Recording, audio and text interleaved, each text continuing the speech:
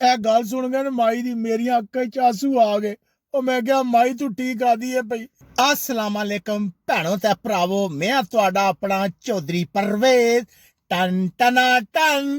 अच्छा जी, चौधरी ने ना अज पाकिस्तान का नाम रोशन करने की कोशिश की है। मेरी वीडियो गौर ना सुने फिर तुहानू पता लगेगा कि एंड विच की होया। जैसा कि तुहानू पता है बचपन तो चौधरी का शौक सी कि मुल्क का नाम रोशन करेगा। हुण तो लोग पढ़ लिख के नाम रोशन करते हैं।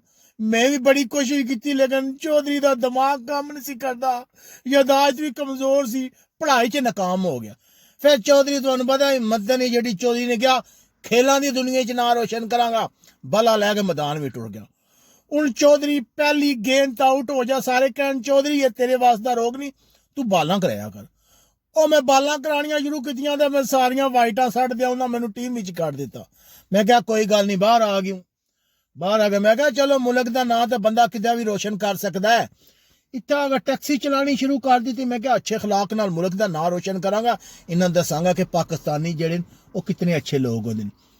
अच्छा जी, आज सुबह एक माई मेरी टैक्सी च बह गई, मैनू आदि चौधरी तू केड़े मुल्क दे? और मैं क्या चौधरी पाकिस्तान दा। आदि पाकिस्तान ये कित्थे हैगा?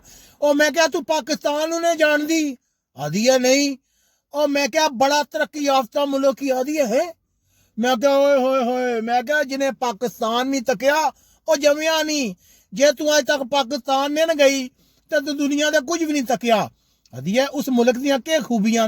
मैं क्या पाकिस्तान को एटम बंब है, दुनिया का सब तो बड़ा बंब है। आदि अच्छा।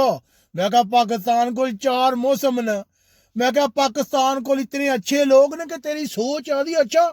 मैं क्या असी तो इतने मेहमान नवाज हाँ, मेहमान नवाज। कहती है तालीमी निज़ाम तुहाडा कैसा? मैं क्या बड़े बड़े स्कूल यूनिवर्सिटियां, साडे लोगों ने दुनिया पूरी जगह अपना नाम रोशन किया, साडे डॉक्टर इंजीनियर सारी दुनिया ही जानते हैं। आदि अच्छा। आदि और के खूबी है? मैं क्या असी बड़े मेहमान नवाज हाँ, जे साडे मुल्क भी जाए असी एक दूसरे की बड़ी मदद करते हैं, बड़ी हैल्प करते हैं। आदि अच्छा ये गल है। आदि पर मैं तो पाकिस्तान का नाम कदे नहीं सुनिया। और मैं आख्या माई टीवी ला के सुनिया कर 24 घंटे। उन्होंने क्या दसा, पाकिस्तान भी तो रोज एक नवा कट्टा खुले आता, जिस वे टीवी लाओ जोड़ा बंदा कुछ भी होंगे वह परेशान हो जाता। लेकिन उन्होंने तो नहीं दसना, माई के सामने तो जाहिर गल है लम्बिया लम्बिया छड़निया। अच्छा जी, सफर शुरू होया तकरीबन 2 घंटे गुजर गए। माई नूं मैं चंगियां चंगियां तरीफां कीतियां, जो पाकिस्तान की तारीफ बन सकती। वैसे तो पाकिस्तान भी ढेर तारीफां, लेकिन जो चौधरी के दिमाग में झूठ है ना, चौधरी ने सारा मार छड़िया। ज़ाहिर माई नूं इंप्रैस करना सी, तुहानूं पता चौधरी माइया ने इंप्रैस तो कर जानदा है ना। अच्छा जी, सारियां गल्लां मेरे को सुनदी नहीं, बोली नहीं। आखिर मैनूं कहंदी है चौधरी जे पाकिस्तान इतना चंगा है तो तू इत्थे के करदा पे साडे मुल्क? और मैं क्या चलिए, चौधरी ने शुरू तो शौक सी कि दुनिया देखेगा। चौधरी बड़े बड़े मुल्कों च गया है। आदि अच्छा।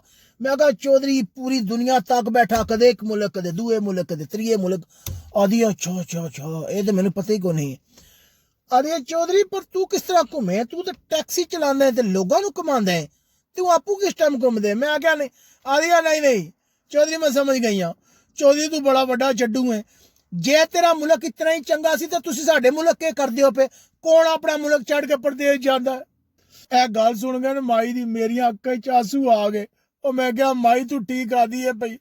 असल में असी गुरबत के नस के इतने आए हाँ अपने फ्यूचर नूं सीधा कर। तो कहती है चौधरी पहले दस ने कि अपने मुल्क तू गुरबत दूर करने बाहर है, यह लम्बिया लम्बिया छड़दा क्यों है?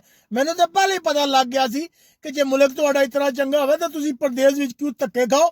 जानी मैनू आदि ऐ ले 5 रुपए टिप। हुण मैनू समझ नहीं आई कि मैं खुश नाल मेरी अक्खां च आंसू निकल आए या परेशानी नाल मेरी अक्खां च आंसू निकल आए।